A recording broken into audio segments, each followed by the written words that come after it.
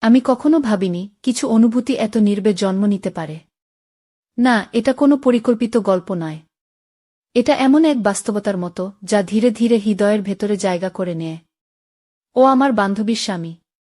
এই পরিচয়টাই আমাদের মাঝে এক অদৃশ্য সীমারেখা টেনে দিয়েছিল। তবুও কিছু অনুভূতি সেই রেখা মানতে চায় না। প্রথম দিনটা খুব সাধারণ ছিল। বান্ধবীর বাড়িতে বেড়াতে গিয়েছিলাম। সে ব্যস্ত ছিল রান্নাঘরে আর আমি বসার ঘরে একা। ঠিক তখনই তিনি এলেন। চায়ের কাপ হাতে শান্ত গলায় বললেন, রিয়া, চা খাবে? আমি অবাক হয়েছিলাম। আমার পছন্দটা তিনি জানতেন কিভাবে? হ্যাঁ, ধন্যবাদ বলেছিলাম আমি। তিনি চুপচাপ বসে পড়লেন একটু দূরে। কথাবার্তা খুব সাধারণ, কাজ, বই, জীবন। কিন্তু তার কথার ভঙ্গিতে একটা অদ্ভুত মনোযোগ ছিল, যেন আমি গুরুত্বপূর্ণ। তিনি বললেন, তুমি খুব মন দিয়ে কথা শোনো। আজকাল এমন মানুষ কম দেখা যায়। এই কথাটা কেন জানি বুকের ভেতরে লেগে গেল। আমি হেসে বলেছিলাম, আপনি ভালো করে খেয়াল করেন। তিনি একটু চুপ করে রইলেন। তারপর বললেন, হ্যাঁ, কিছু মানুষকে খেয়াল না করে থাকা যায় না। এই একটা লাইন। খুব সাধারণ। কিন্তু সেই মুহূর্তে মনে হলো, এই কথার ভেতরে অন্য কিছু আছে। আমি নিজেকে সামলে নিলাম। কারণ আমি জানতাম, এই অনুভূতিগুলো ঠিক নয়, এই প্রশ্নগুলো করা উচিত নয়। কিন্তু মন তো যুক্তি বোঝে না। সেদিন বাড়ি ফেরার সময়ও তার চোখের সেই শান্ত দৃষ্টি আমার মাথায় ঘুরছিল। আমি নিজেকে শুধু একটা কথাই বলেছিলাম, এটা কিছুই না, একেবারেই কিছু না। কিন্তু গল্প তো সেখানেই শুরু হয়, যেখানে মানুষ নিজেকেই সবচেয়ে বেশি মিথ্যে বলে। এরপরের কয়েকদিন আমি নিজেকে খুব ব্যস্ত রাখার চেষ্টা করেছিলাম।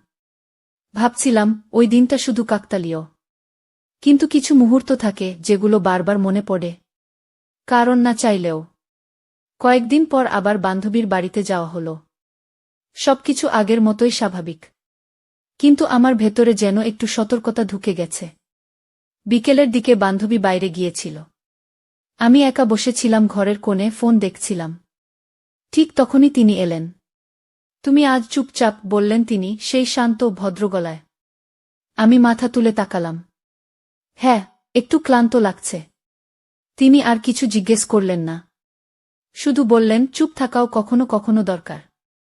তার কথাটা অদ্ভুতভাবে ঠিক মনে হল। আমরা দুজনেই চুপ করে বসে রইলাম। এই নীরবতাটা অস্বস্তিকর ছিল না, বরং এমন লাগছিল, কিছু মানুষ আছে যাদের পাশে চুপ থাকলেও চাপ লাগে না। হঠাৎ তিনি বললেন, তুমি জানো, তুমি খুব শক্ত মানুষ। আমি অবাক হলাম। আমি? কেন? তিনি একটু ভেবে বললেন, কারণ তুমি নিজের অনুভূতিগুলো লুকোতে জানো। সবাই পারে না। এই কথাটা যেন আমার মনের ভেতর ঢুকে পড়ল। আমি কি সত্যিই লুকোচ্ছি? নাকি নিজেকেই বুঝতে দিচ্ছি না? আমি হালকা হেসে বললাম, হয়তো সবাই তাই ভাবে। তিনি তাকিয়ে রইলেন কিছুক্ষণ। তারপর বললেন, যদি কখনো কারো সাথে কথা বলতে ইচ্ছে করে, শুধু কথা, তাহলে বলতে পারো। কথাটা খুব সাধারণ, কিন্তু বলার ভঙ্গিতে ছিল আন্তরিকতা। আমি মাথা নাড়লাম। ধন্যবাদ। ঠিক তখনই বান্ধবী ফিরে এলো। মুহূর্তটা ভেঙে গেল। কিন্তু আমার ভেতরে একটা প্রশ্ন থেকে গেল, এই কথাগুলো কি শুধু সহানুভূতি? নাকি এমন কিছু যা আমরা কেউই নাম দিতে চাইছি না? আমি সেদিন বাড়ি ফেরার সময় বুঝলাম, এই গল্পটা আর শুধু একদিনের নয়। এরপর থেকে আমি বুঝতে শিখেছিলাম, কিছু অনুভূতি প্রকাশ না পেলেও ভেতরে ভেতরে বড় হতে থাকে। আমি ইচ্ছে করেই কম কথা বলতাম, কম তাকাতাম। নিজেকে বারবার মনে করিয়ে দিতাম, কিছু সম্পর্কের সীমা আছে। কিন্তু সীমা জেনেও মন সবসময় শোনে না। একদিন সন্ধ্যায় বান্ধবীর বাড়িতে আবার দেখা। ঘর জুড়ে হালকা আলো, বাইরে বৃষ্টি। বান্ধবী ফোনে ব্যস্ত, আর আমি জানালার পাশে দাঁড়িয়ে। তিনি ধীরে এসে বললেন, বৃষ্টি তোমার ভালো লাগে, তাই তো? আমি চমকে তাকালাম। হ্যাঁ, লাগে। তিনি হালকা হাসলেন। তুমি কথা কম বললেও তোমার পছন্দগুলো বোঝা যায়। এই কথাটা আমাকে অস্বস্তিতে ফেলল, কারণ আমি চাইনি কেউ এতটা বুঝুক। আমি বললাম, সব বুঝে ফেললে মানুষ পালাতে চায়। তিনি একটু ভেবে বললেন, আর যদি কেউ পালাতে না চায়? এই প্রশ্নের উত্তর আমার কাছে ছিল না। আমি শুধু চোখ নামিয়ে নিলাম।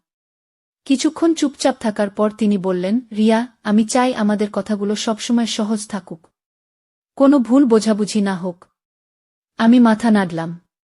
হ্যাঁ, সেটাই ভালো। এই ভালো শব্দটার ভেতরে কতটা অস্বীকার, কতটা স্বীকার আমি নিজেই জানতাম না। বৃষ্টি আরও জোরে নামছিল। জানালার কাছে টুপটাপ শব্দ। আমার ভেতরে ঠিক তেমনি কিছু পড়ছিল, নীরবে। সেদিন বাড়ি ফেরার পথে মনে হচ্ছিল আমরা কেউই কিছু বলিনি, তবু দুজনেই অনেক কিছু বুঝে ফেলেছি। আর এই বোঝাটাই সবচেয়ে বিপজ্জনক। সেদিনের পর আমি একটা সিদ্ধান্ত নিয়েছিলাম, নিজেকে একটু গুছিয়ে নেব। কারণ কিছু অনুভূতি যত সুন্দরী হোক, তাদের মূল্যটা অনেক বেশি। আমি ইচ্ছে করেই বান্ধবীর বাড়িতে যাওয়া কমিয়ে দিলাম। ফোনে কথা হলে অল্প কথা, হালকা হাসি, এর বেশি কিছু না। নিজেকে বোঝাতে চেয়েছিলাম এটাই ঠিক। কয়েকদিন পর বান্ধবীর একটা মেসেজ এলো, আজ আসতে পারিস, একটু দরকার। আমি গেলাম। ঘরটা আগের মতোই, চেনা, নিরাপদ।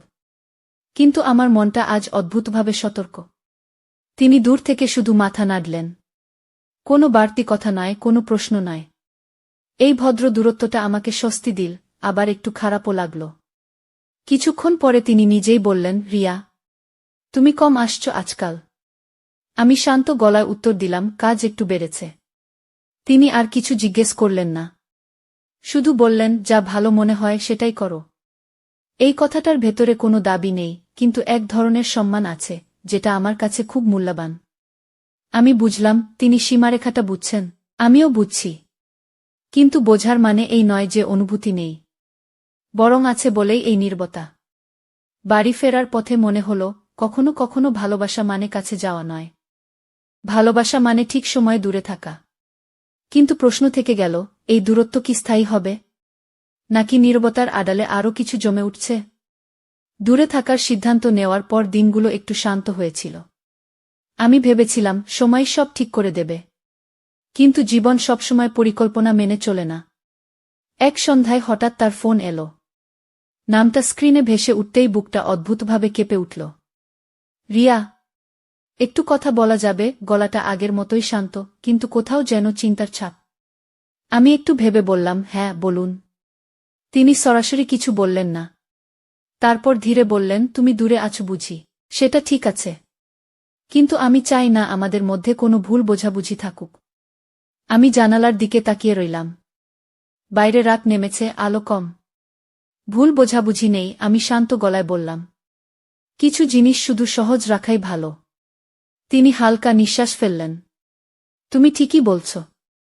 আমি শুধু এটুকু বলতে চেয়েছিলাম, তোমার সম্মান আমার কাছে খুব গুরুত্বপূর্ণ। এই কথাটা আমাকে নরম করে দিল। কারণ এখানে কোনো দাবি নেই, কোনো চাপ নেই, শুধু দায়িত্ববোধ আর সম্মান। কথা শেষ হওয়ার আগে তিনি বললেন, যদি কখনো মনে হয় কথা বলা দরকার, আমি শুনব। ব্যাস, এইটুকুই। ফোন কেটে গেল। ঘরে আবার নীরবতা। আমি বুঝলাম, সব গল্পে নাটকীয় মোড় লাগে না। কিছু গল্পে কেবল প্রশ্ন জমে থাকে। কিছু দিন কেটে গেল। আমি ভেবেছিলাম সবকিছু ধীরে ধীরে স্বাভাবিক হয়ে যাবে। কিন্তু মন এমন এক জায়গা, যেখানে প্রশ্ন জমে থাকলে উত্তর খুঁজতেই হয়। এক বিকেলে বান্ধবীর সাথে দেখা। সে হাসছিল, গল্প করছিল, একদম স্বাভাবিক। আমি ওকে দেখেই বুঝলাম এই সংসারে কতটা বিশ্বাস আর শান্তি আছে। ঠিক তখনই তার স্বামী পাশের ঘর থেকে এসে বললেন, রিয়া, একটু কথা বলা যাবে? কণ্ঠে কোনো তাড়াহুড়ো নেই। আমি মাথা নাড়লাম। আমরা জানালার ধারে দাঁড়ালাম। তিনি সরাসরি চোখে তাকিয়ে বললেন, আমি চাই একটা কথা পরিষ্কার হোক। আমার বুকটা ধুকধুক করছিল, তবু চুপ করে শুনছিলাম। আমাদের মধ্যে যে বোঝাপড়াটা তৈরি হয়েছে, তিনি শান্তভাবে বললেন, তা আমি সম্মান করি। কিন্তু তার সীমাও আমি জানি। আমি ধীরে বললাম, আমি কখনো সেই সীমা ভাঙতে চাইনি। তিনি মাথা নাড়লেন। আমি জানি। আর সেই কারণেই আজ এটা বলা দরকার ছিল। কিছু অনুভূতি আসে, কিন্তু সব অনুভূতিকে পথ দেখানোই পরিণত মন। এই কথাগুলো আমাকে হালকা করে দিল। যেন বুকের ভেতরের ভারটা একটু নামল। আমি বললাম, সবচেয়ে কঠিন কাজটাই আমরা করেছি, নিজেদের থামানো। তিনি মৃদু হাসলেন। হ্যাঁ। কারণ ভুল না করাও এক ধরনের সাহস। ঠিক তখনই বান্ধবীর ডাক এলো। রিয়া, চা খাবে? আমি তার দিকে তাকালাম। এই বাড়িটা, এই মানুষগুলো, সবকিছু পরিষ্কার আর নিরাপদ। আমি উত্তর দিলাম, হ্যাঁ আসছি। ঘর থেকে বেরোবার আগে তিনি শুধু বললেন, তুমি ভালো থেকো রিয়া। আমি বুঝলাম, এই গল্পের সৌন্দর্য এখানে যে এটা অশান্তিতে গিয়ে থামেনি। কিছু গল্প শেষ হয় উচ্চস্বরে, আর কিছু গল্প চুপচাপ। এই গল্পটা তেমনি। সেদিন বান্ধবীর বাড়ি থেকে ফেরার পথে আমি অনেকক্ষণ হাঁটছিলাম। চারপাশে মানুষ, শব্দ, আলো সব ছিল, কিন্তু আমার ভেতরে একটা অদ্ভুত শান্তি কাজ করছিল। আমি বুঝে গিয়েছিলাম সব অনুভূতির পরিণতি সম্পর্ক নয়। কিছু অনুভূতির পরিণতি হয় বোঝাপড়া। তার সাথে আমার আর আলাদা করে কথা হয়নি, কিন্তু যখনই বান্ধবীর সাথে দেখা হয়েছে তার চোখে কোনো অস্বস্তি দেখিনি। এটাই ছিল সবচেয়ে বড় স্বস্তি। কিছুদিন পর একদিন হঠাৎ দেখা হল। সাধারণভাবেই, ভালো আছো? হ্যাঁ, তুমি? এইটুকুই। কিন্তু ওই 2 লাইনের ভেতরে ছিল সম্মান, সীমা আর এক ধরনের নীরব বিদায়। আমি সেদিন বুঝলাম, ভালোবাসা মানে সব সময় পাওয়া নয়। ভালোবাসা মানে কখনো কখনো ঠিক সময়ে সরে দাঁড়ানো। আজও মাঝে মাঝে মনে পড়ে কিছু কথা, কিছু নীরবতা। কিন্তু আর কোনো দ্বিধা নেই। কারণ আমি জানি, আমরা কেউ ভুল করিনি। আমরা শুধু পরিণত হয়েছিলাম। আর সেই পরিণত হওয়াটাই এই গল্পের সবচেয়ে বড় সত্য। সব ভালোবাসা গল্প হয় না, কিন্তু সব গল্পই কিছু না কিছু শিখিয়ে যায়। তো বন্ধুরা, ভিডিওটি ভালো লাগলে কমেন্টে জানাবেন।